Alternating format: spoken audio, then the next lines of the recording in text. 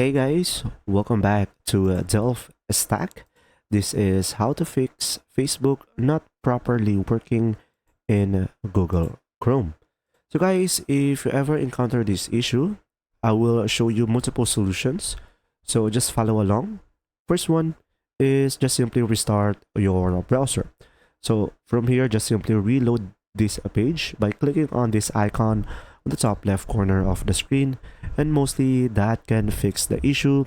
And if it doesn't, guys, you can just simply restart your computer, and mostly this can work with those simple restart. Now if it still doesn't, guys, you have to reset the Google Chrome, as this was the last option. So just simply go ahead and select the three dots on the top right corner of the screen, and now over here you can just simply go ahead and go through the settings. Now here on the settings tab, you can just simply go for privacy and security, and you will have an option over here, delete browsing data. So from here, make sure to select the cookies and other site data and the cached images and files. And from here, make sure to select all time over here and select delete data. And mostly this can fix the issue, because sometimes, guys, if you have too much data on your Chrome, the Chrome will work less.